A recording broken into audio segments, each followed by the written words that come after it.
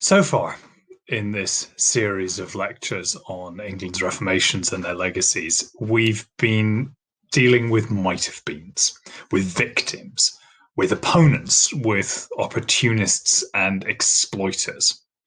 And I don't apologize for dwelling on those perspectives at length, because between them they constituted the experience of most of the English people. But it's true that the English Reformation was, for some people, neither an unwanted horror nor a tempting opportunity. It was a pulse-quickening possibility, a moment eagerly to be seized. So threaded through all the grubby politicking is another story, a story of ideas, of faith, of courage, and of renewal.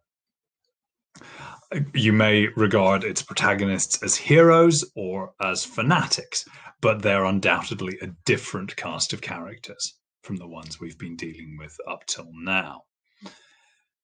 For many people, both now and then, this is the real English Reformation, a story which was suppressed at the time and has often been deliberately forgotten since, but which will not go away. In 1517, a German Augustinian friar named Martin Luther picked a high-profile fight with his local archbishop over some fundraising practices, a fight which quickly mushroomed into two dangerously intertwined conflicts. Luther made his critique in the form of a series of sweeping theological principles which seemed to deny not just the basis of the letters of indulgence, which had kicked the whole thing off, but also most of the ministry that the church offered to its people. He said that all a true Christian needed was faith and the word of God alone, that neither the rituals and sacraments of the church nor even the good works around which so much Christian life was based were necessary for salvation. And his opponents in the hierarchy countered, but not by answering his arguments, but by insisting that Luther ought to submit humbly to the authoritative determinations of the church. The result of which, of course, is that Luther and his allies were soon defying not only the church's teachings, but its authority. And they were doing so in printed pamphlets, in sermons, in ballads, and in a brushfire of rumour and excitement that was setting much of Germany alight. We can't call these people Protestants yet. That word was only coined in 1529, and it was a long time before it would come to be applied to the movement as a whole. There wasn't yet a party, but there was a broad, loose movement, which, for want of a better word, we can call evangelical. That is, literally a movement of the gospel, of the Christian good news. And if it seems breathtakingly self-assured, even presumptuous for this movement to lay claim to the Christian gospel as its own property, well, breathtaking self-assurance was very much what these people did. The heart of this fire is in the German-speaking lands, where Martin Luther's uniquely inflammatory words weren't tamped down by translation, and where the particular politics of church and state made for bone-dry tinder. But the sparks were quickly flying elsewhere too, and everywhere they landed, they started to smoulder. So the Netherlands, Denmark, Poland, Hungary, Italy was surprisingly receptive. France, with its long history of tetchy relations with the papacy, was an obvious opportunity. Maybe the least promising of the major European territories was the larger of the island kingdoms off to the northwest. Not just for the political reasons I've talked about in previous lectures. Structurally as well, England was green wood for the heretics. The English church was unusually well disciplined and well led by European standards. There were none of the egregious scandals and abuses that were common elsewhere. And the English church was also uniquely experienced in actually dealing with heresy. The so-called Lollard movement, which we'll come back to in the final lecture, had been sputtering away in England for nearly a century and a half. Bishops and clergy elsewhere knew about heresy in theory. The English are familiar with it in practice. Even so, the sparks fell. The initial entry points for the new doctrines and the mood of defiance that accompanied them were the same as they were everywhere. Merchants plying the North Sea routes were early transmitters. As we all know, international travelers are key vectors. A group of German merchants in London were arrested for the possession of heretical books in 1526, and Gospelers and evangelicals began to be spotted amongst Londoners as well. But another critical early entry point was the universities, petri dishes for dangerous ideas. The scholars always had a degree of freedom to explore provocative and questionable doctrines. It's no accident that Luther's own protest erupted after having been incubated in a university setting for several years. And England's universities had some particular characteristics. Unlike, for example, neighbouring Scotland with its 3 tiny institutions scattered across the country, England, for a big country, had just 2 universities, but they're substantial. Each of them has got considerable critical mass. They've both got a fair degree of legal independence, and their colleges and their halls form a rabbit warren of jurisdictions. Neither one's got a resident bishop breathing down their necks. And remarkably, given that England is an unusually centralized country, neither of them is in London, so they don't have the royal court breathing down their necks either. In one way, that limits their influence. England's printing industry is, again, unusually concentrated, very London-centric. So scholars in Oxford and Cambridge couldn't rush their books into print the way that Martin Luther could, using local booksellers. But that also does help to avoid attracting attention.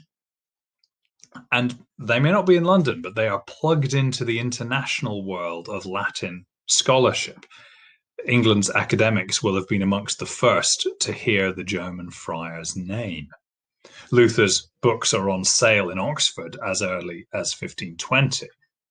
But Oxford, the university which had indirectly produced the Lollard movement, was, as a result, twitchy about dangerous ideas. It's Cambridge, the younger upstart of the two, which had recently put itself spectacularly on the map by hosting Europe's premier academic celebrity, Erasmus of Rotterdam, for a few years. It's Cambridge that seizes the opportunity.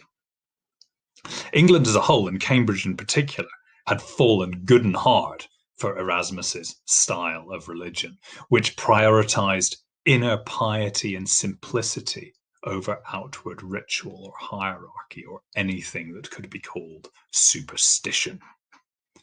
Luther was not a disciple of Erasmus, very much not. But to begin with, plenty of people thought he was, and it's true that there were some real common points between them. So Cambridge was fertile ground. And if not many scholars there became fully signed up Lutherans, there wasn't really any such thing, there were plenty of people who were Luther curious, who stayed up late into the night talking excitedly about new ideas the way that students do with their bright-eyed young friends. And that mood of undergraduate excitement is one to hold on to. I said in the first lecture in this series that what Catholic reformers like Thomas More wanted to do, what he described in his famous Utopia, was to turn society into a giant monastery. What the evangelicals and their successors, whom we can properly call Protestants, wanted to do was to turn society into a giant university, where everyone would spend their time earnestly debating doctrine, studying the Bible, fearlessly pursuing truth together.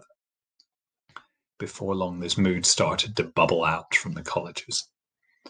The first public crisis came at Christmas 1525, when a Cambridge friar was arrested following a sermon whose acerbic criticism of the church drew heavily on Luther. The church where he preached has long since been revamped, of course, but they still have the pulpit that he used. By the end of the decade, there are networks of curious dabblers in evangelical ideas, actually in both universities.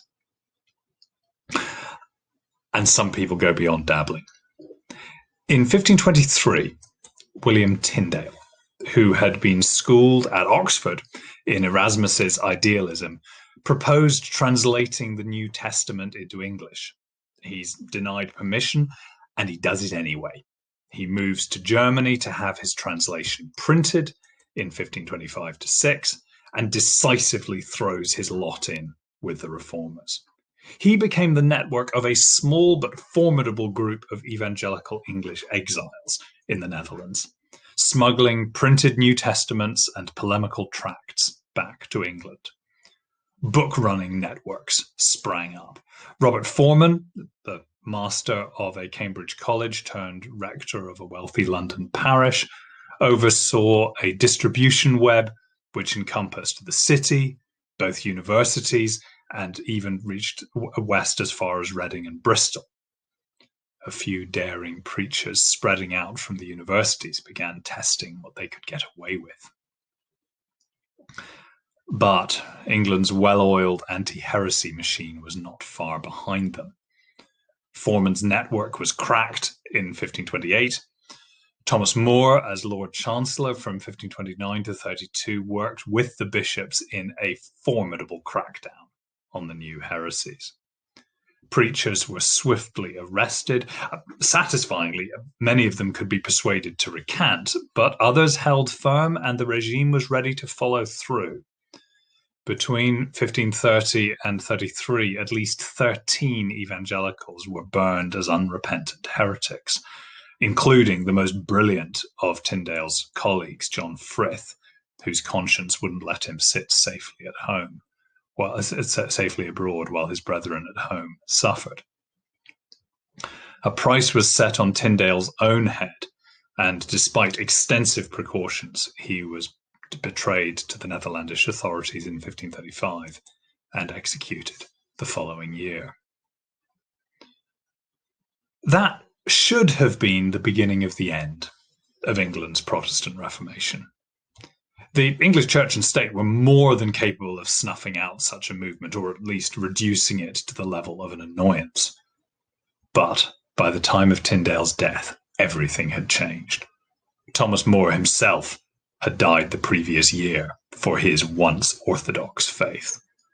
And Henry VIII's dispute with, and then vendetta against the Pope, provided English evangelicals with what seemed like a heaven-sent opportunity. The evangelicals' alliance with the king was always an awkward one. For a few idealists, there simply was no deal to be done. Tyndale took a stern view of a king who was trying to claim divine sanction for his adulterous lusts, and the king, whose ability to hold a grudge was second to none, never forgave Tyndale, even as he read his books with approval and licensed a very likely revised version of his Bible translation. But for evangelicals who could persuade themselves that the king's first marriage really was unlawful, and most of them could if they tried hard enough, the possibilities were mouthwatering. Denouncing papal tyranny suddenly became a route not to the stake, but to royal favour. Many of the people around the king were now evangelicals, not least his intended new queen, Anne Boleyn, and his indispensable new minister, Thomas Cromwell.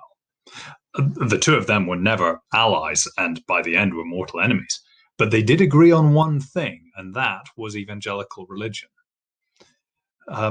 Partly thanks to their patronage, Henry was now staffing his church with men like Hugh Latimer, a Cambridge evangelical who was, by most accounts, the most electrifying preacher of his generation.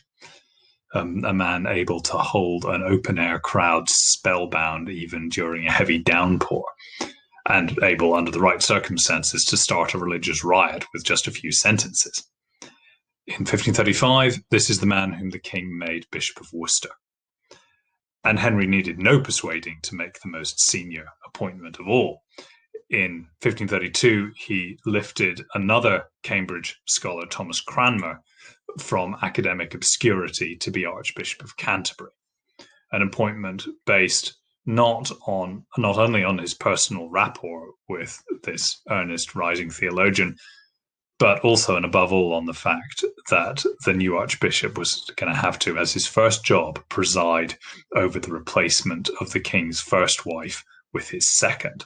The king needed someone he could absolutely, utterly rely on to dislike the Pope as much as he himself now did.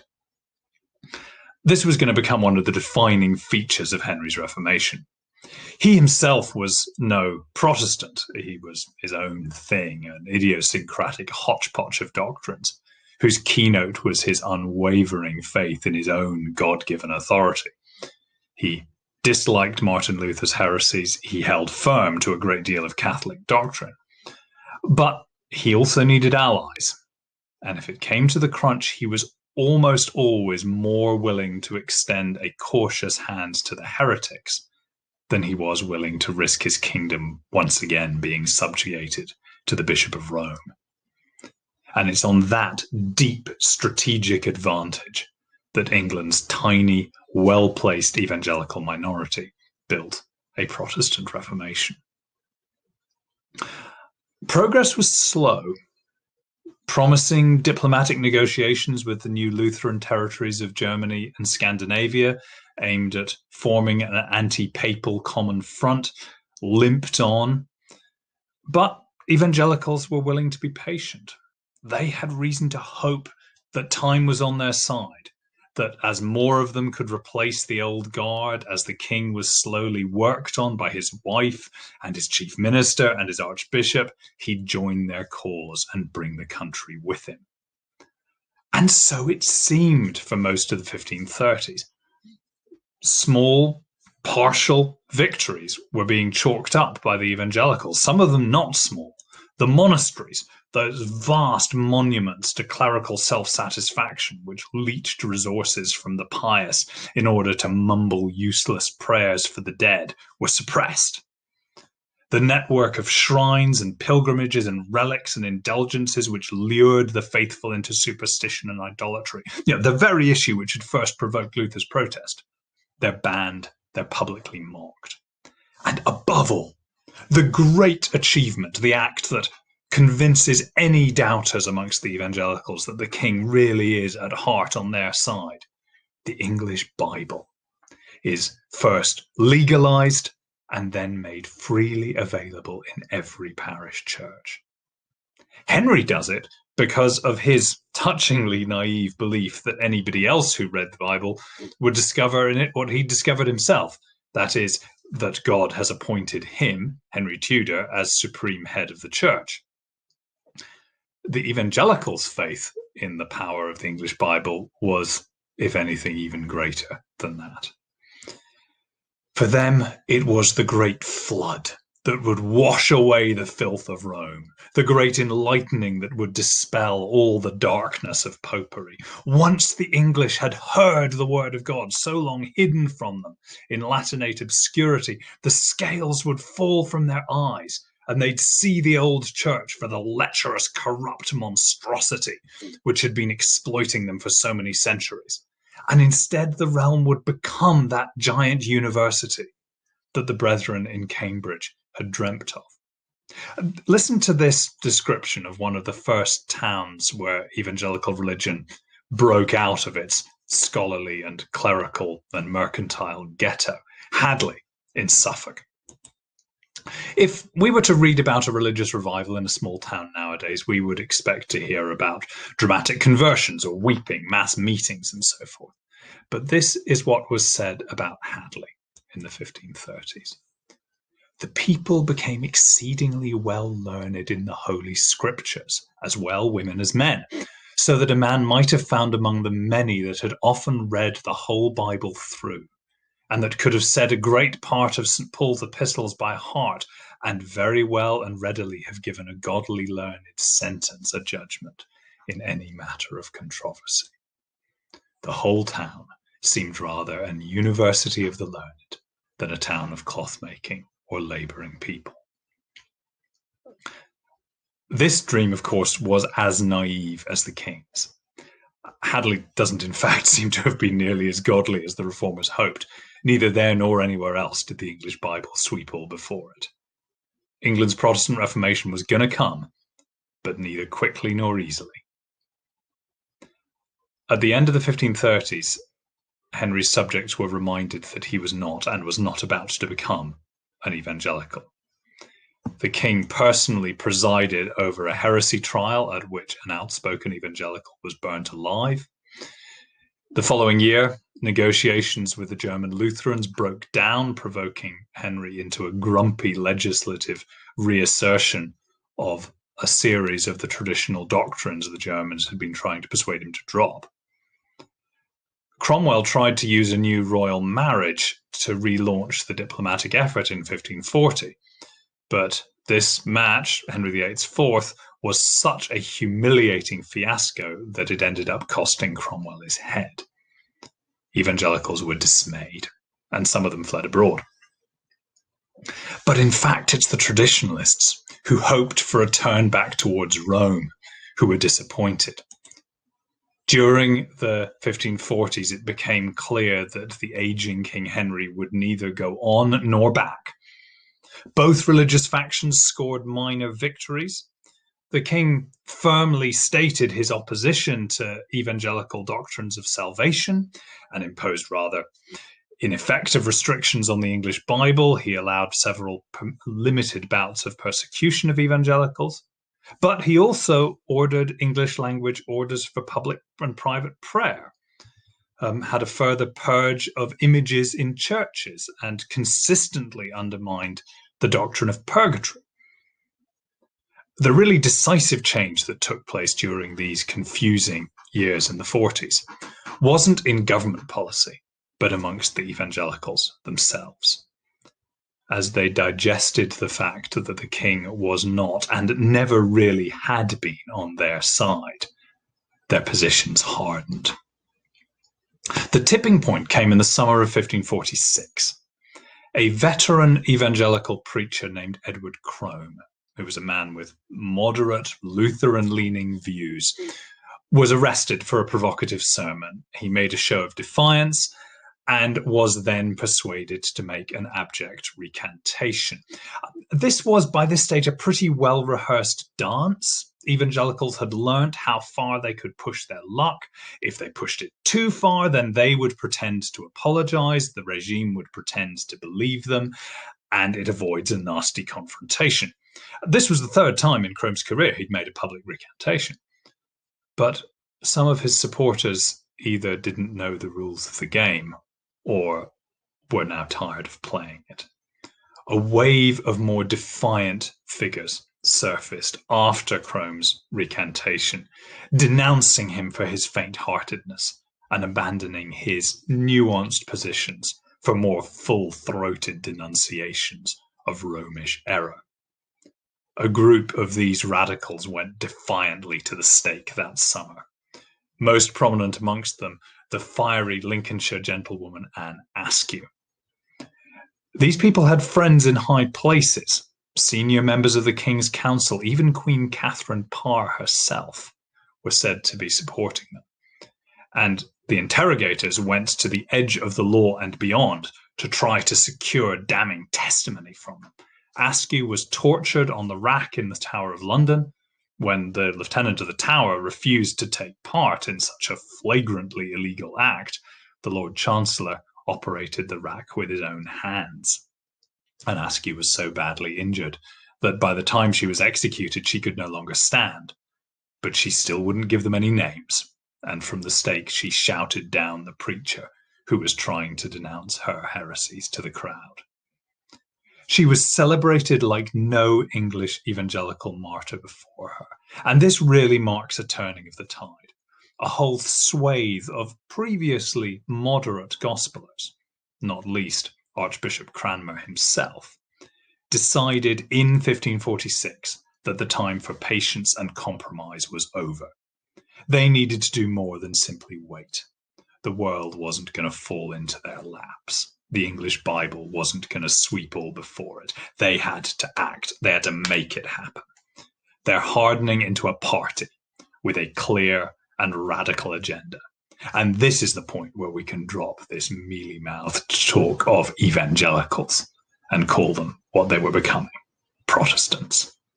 And then almost at that moment, they were handed the keys to the kingdom. In January 1547, the old king died. It's not pure political chance that the regency government for the new King Edward VI ended up in the hands of a Protestant clique. Henry had entrusted his young son's education chiefly to evangelicals for the reason I mentioned before. He might dislike their doctrines, but at least he could trust them not to be treacherous agents of the Bishop of Rome. And the result was that the 9-year-old king's Protestantism was inchoate, but unmistakable. So the strategic patience of the 1530s was vindicated just at the moment that it had been abandoned. The new regime threw itself fully behind Archbishop Cranmer's project to create a fully reformed Protestant church in England, now to be modelled less on the pragmatic settlements of Lutheran Germany than on the radical purity of the Swiss and southern German cities like Zurich and Strasbourg and Geneva. The time for patience was over. These were revolutionary years with a radical government determined to bulldoze through its agenda in the teeth of any opposition. God was on their side. The greatest danger lay in hesitation. If Edward VI had lived longer, this is what would have happened. The Church of England would have adopted an assertively Protestant confession of faith, structure, and order for worship. Cranmer went through 2 versions of his Book of Common Prayer in 1549-1552, steadily weaning the population off traditional practice, ceremonial, and doctrine. A 3rd, maybe a 4th edition would have continued this trajectory. Cranmer's idealistic project to renew the English Church's legal structure was blocked by the government in 1552, but given another few years, a watered-down version would doubtless have been enacted. Bishops would have been replaced with superintendents. The cathedrals, entities which really serve no purpose in a Protestant church, would have disappeared. There would have been an argument of what to do with them. Cranmer would have wanted to use the wealth to be seized from them to train a new generation of Protestant preaching ministers, maybe even to turn them into new universities. The government would probably have instead swiped the lot. But whether or not it was well resourced, England would have had an unmistakable Protestant Reformation. Instead, that moment of possibility remains a mirage. And it's replaced by a catastrophe, by Mary's accession, England's reconciliation with Rome, an unprecedentedly intense wave of persecution. Hundreds are executed, not least Bishop Latimer and Archbishop Cranmer himself. Cranmer, in a throwback to those days of compromise under King Henry, under pressure offered a partial recantation of his convictions. But that game was out of date. He's burned anyway, and he famously held the hand that signed the recantations in the flames, triumphantly turning that moment of wavering into the reign's most dramatic demonstration of Protestant steeliness. Meanwhile, almost 1,000 English Protestants fled abroad, forming themselves into churches in exile. They prayed for their nation's popish ordeal to end, but they also did the other thing which passionate radicals tend to do and fell out with one another bitterly. a split felt most painfully in the exiled church in Frankfurt. One party there believed that this was a moment to stop the clock, to stick, more or less, to the 1552 prayer book, to demonstrate their loyalty to their dead king. The other party believed that it was a moment not to pause but to accelerate, to embrace the spirit of Cranmer and Edward VI's Reformation by surging forward to the destinations that they had or should have had in mind. When that group of zealots are thrown out of Frankfurt, they found refuge in John Calvin's Geneva. And they embark there on a series of radical projects, a new English translation of the Bible, a new order for worship based on Calvin's rather than Cranmer's model, and for some of them talk of fomenting rebellion, even assassination against Catholic rulers. Didn't the Bible say that idolatry should be punished by death? But Mary died without Protestant intervention, and the new Queen Elizabeth restored a Protestant settlement. But initial hopes that they could pick up where they'd left off at Edward's death are quickly disappointed. Queen Elizabeth's so-called settlement in 1559 restores the religious status quo that her brother had bequeathed in the last year of his life, and everybody, supporters and opponents alike, assumed that the engine would be fired up again and the relentless drive forward to further reformation would continue. It felt like another moment for strategic patience. Let's recognize that the glass is half full, that the tap's surely going to start to flow again, work with this new queen to reach their common destination. But it quickly became clear that she was following her father's example as well as her brother's. Having defined a religious position in the first year of her reign, she would not budge from it. As the exiles returned and threw themselves into the work of reformation, they brought that post-Frankfurt divide back with them. So many of them accepted office in Elizabeth's church, either content with her settlement or at least willing to work with it to move it in the right direction. 2/3 of Elizabeth's new bench of bishops were returned exiles. And they did secure a handful of victories. In particular, the Queen was plainly reluctant to allow priests and bishops to marry, but if she wanted to staff her new church, she had no choice. But a minority of the former exiles set their face against the regime's unacceptable compromises. And the wariness was very much mutual. The Genevans' talk of rebellion and assassination left Elizabeth permanently suspicious of anyone associated with that fanatical city. And so the story of the Protestant Reformation from Elizabeth's reign onwards can be told in two ways.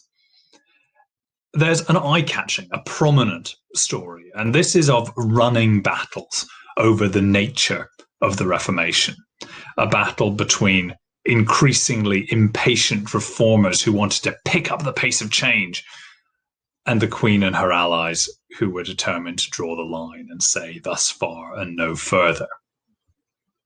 And caught between those two were the patient reformers, biding their time, waiting for the world to turn their way, as an increasingly ill-tempered political struggle seemed to make a mockery of their modest hopes. For the Queen consistently blocked any aspirations for further reform. Battle was first properly joined in 1563 when the Church's Parliament convocation considered a modest set of ritual changes on issues like the use of pipe organs or the making of the sign of the cross in baptism. These are not matters on which anyone's salvation turns. But for the regime, these harmless and familiar features of Christian piety were points to be defended, while for their opponents, who from now on begin to have the derisive label Puritan slapped onto them, for the Puritans, these things are the dregs of Antichrist in which the half-reformed English church was still sodden, errors that must be swept away.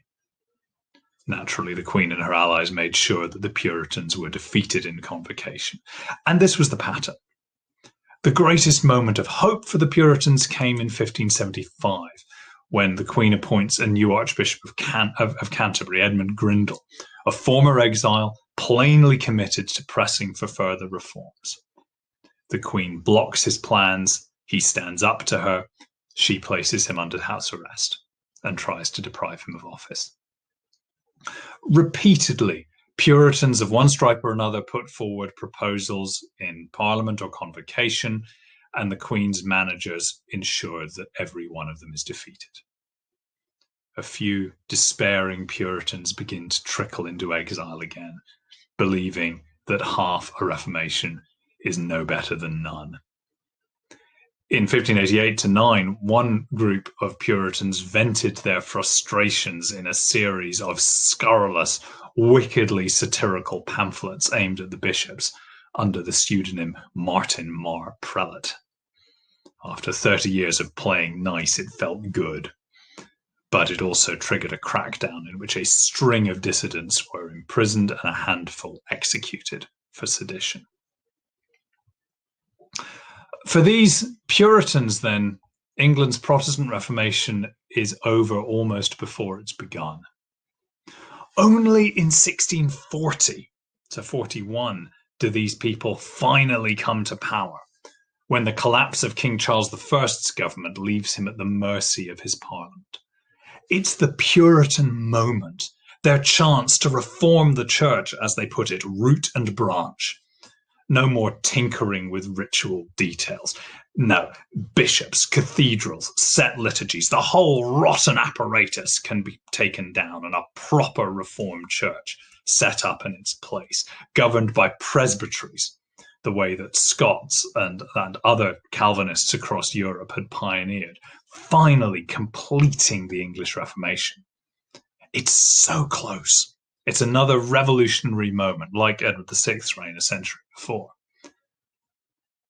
And it stays just out of their reach. First of all, the king succeeds in dividing his opponents enough to be able to mount a civil war.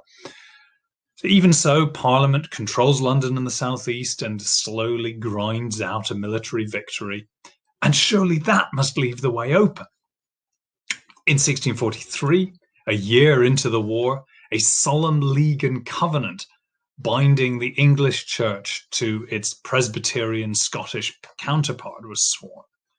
Parliament abolishes bishops and, in case anyone had missed the point, has Archbishop Laud of Canterbury beheaded. Cranmer's Book of Common Prayer, which now seemed hopelessly redolent of the old ways, was banned and replaced with a new purified order for worship. A formidable gathering of theologians was assembled and charged with drawing up a statement of faith, and the result, the Westminster Confession of 1646, remains a touchstone for Presbyterians around the world today. But this dreamt-of Reformation slips out of their grasp. 4 years of war had changed the country. Radical movements were springing up, outflanking the Puritans and Presbyterians, who now started to look like yesterday's revolutionaries. We'll be coming back to them in the last lecture of the series. And the Presbyterians in particular have got no good solution to the problem of what to do with the king, who they've defeated. When the radicals eventually cut off his head, the Presbyterians are horrified, but they don't have a good practical alternative to offer. And the result is that they and the Republican governments of Oliver Cromwell regard each other as enemies. When the British Republic collapses and the monarchy and the pre-war Church of England are restored in 1660 to 62, the Presbyterians and other Puritans are locked out of the national church that they'd come so close to making their own. Instead, they form dissenting or so-called nonconformist churches, Presbyterians, Congregationalists, even some Baptists. Under King Charles II, they endured considerable persecution. And then from 1689 to 1828, a legal regime of so-called toleration, which nevertheless systematically discriminated against them. And they survived. And from the end of the 18th century, they're joined by another group of unrepentant Protestants ejected from the Church of England for their refusal to submit their consciences to its laws and processes. That is the Methodists.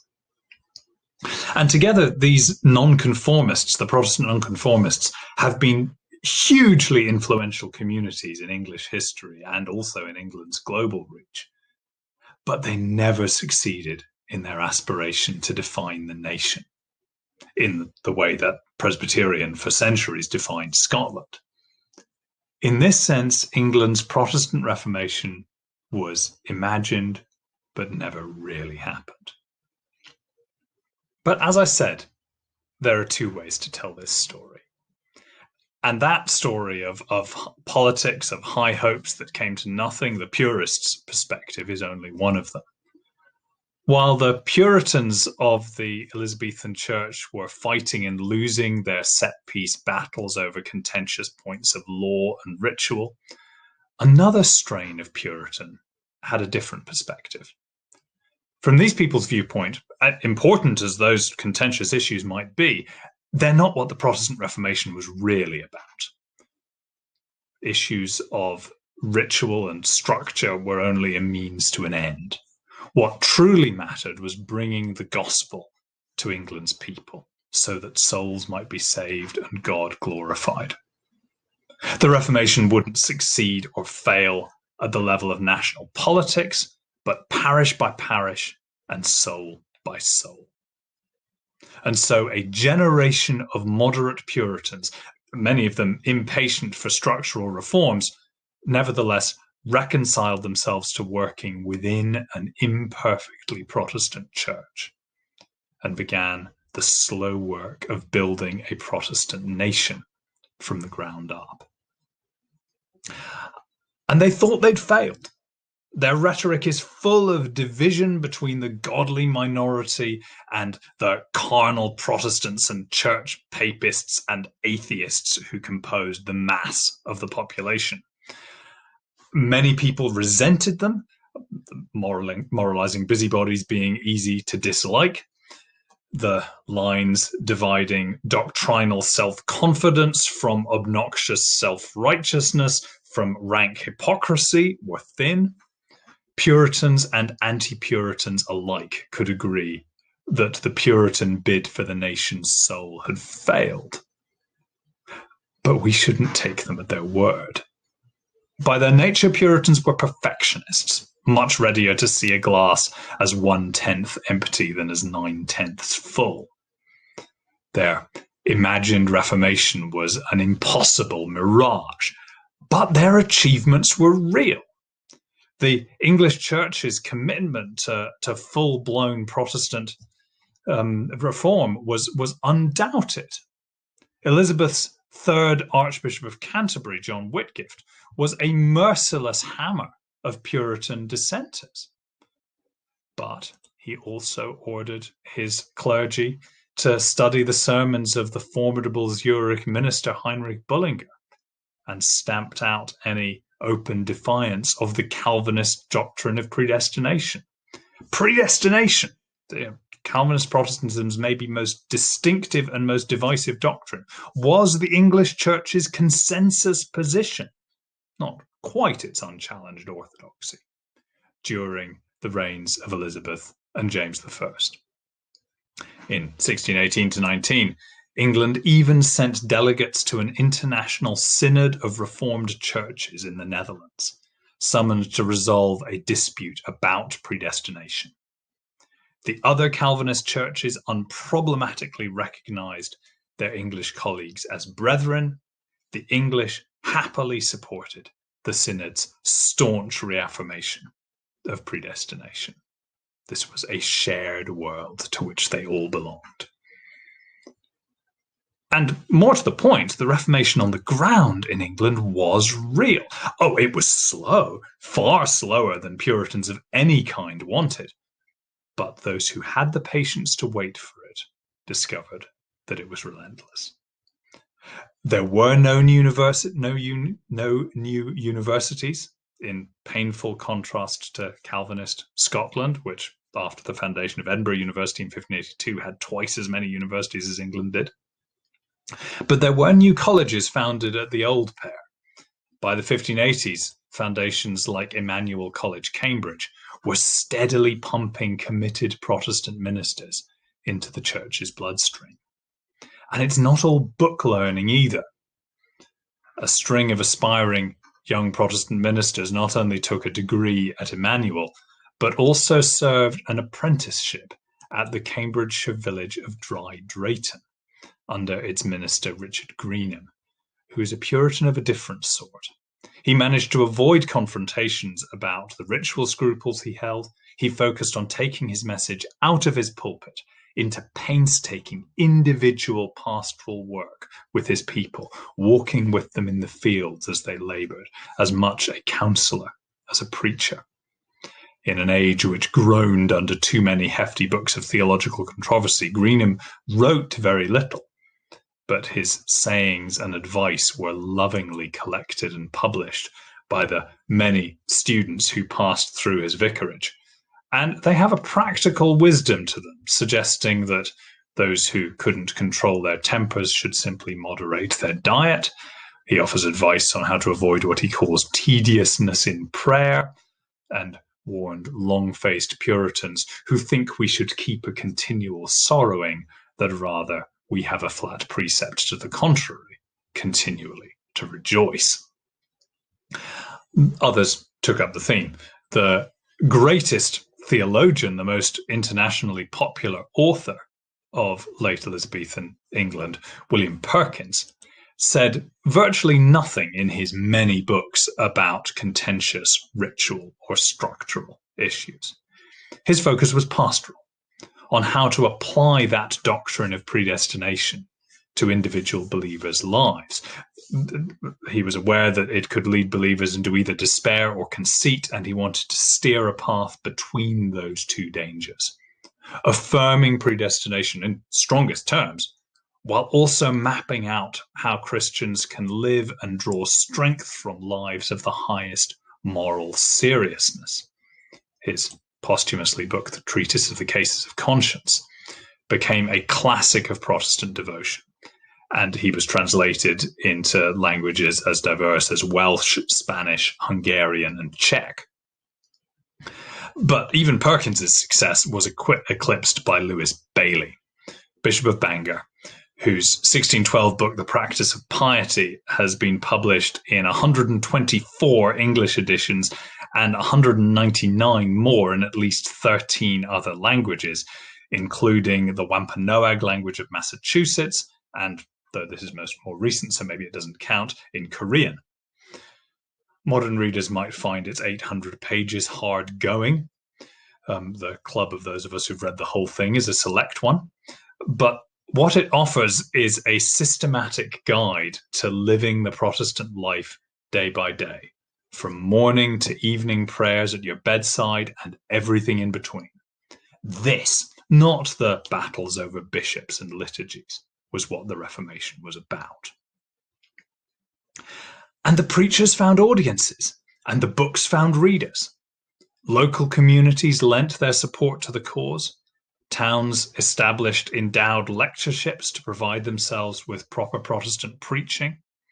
Even many of the impoverished upland parishes of northern England raised funds to build new chapels and to attract preachers. And the cheap pamphlets and ballads that passed from hand to hand in post-Reformation England tell their own story. These texts are suffused with Protestant imagery and assumptions.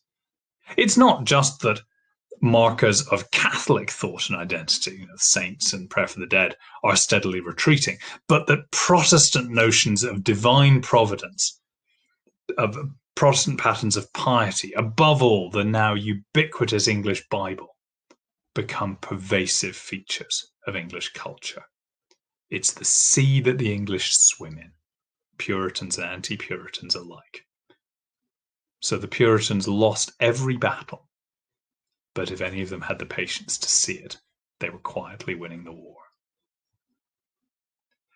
Between the Elizabethan settlement and the English Civil War, The Church of England was, bluntly and unproblematically, a Reformed Protestant, a Calvinist church. And it was also in those years much closer to being a truly national church than it's ever been since. This has left some awkward legacies to later Anglicanism.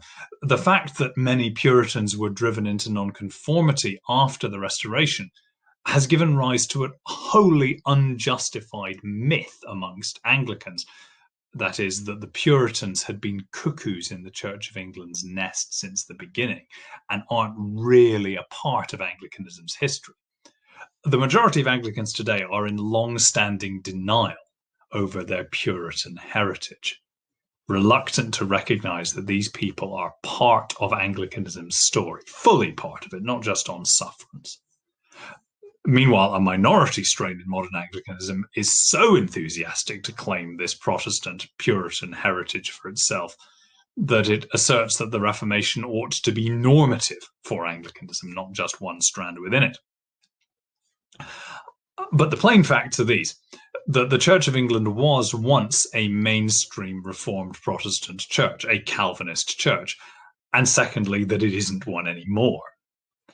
How it and the English-speaking world more widely should deal with that mixed heritage is the story of the next lecture. But for now, it's a story of two books. The Book of Common Prayer is the more complicated of the two. When Cranmer introduced its first editions in 1549 and 52, it was an alarmingly radical engine of reform.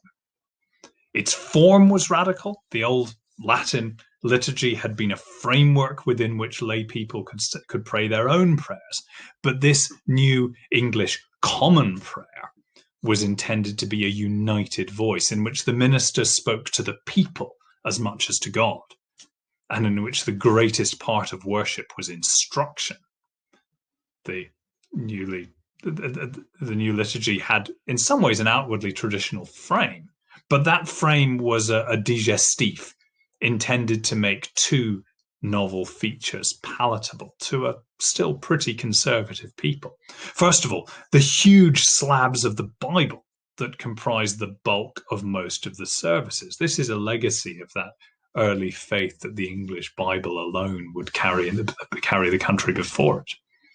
And secondly, the actual texts written for it taught a robustly Protestant theology, especially in the 1552 version. But when the prayer book was restored after the Civil War, although the text was virtually unchanged, its meaning was reversed. Despite its title, it no longer truly aspired to national common prayer. It was an instrument of division now, not one of unity.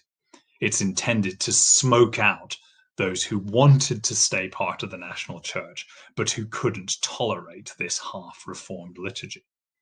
And of course, its meaning has changed in centuries since, in the many contexts that it's found a home in.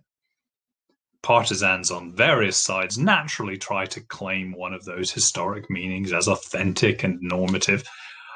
There is no good reason to believe them. The second, simpler book is, of course, the English Bible itself. The English Reformation doesn't produce any theologians of truly European stature, but in Tyndale, it did produce a great translator. It's a plain fact that he did more than any other single individual to shape the modern English language, and that the English Bible he set in motion would become central to English identity for centuries.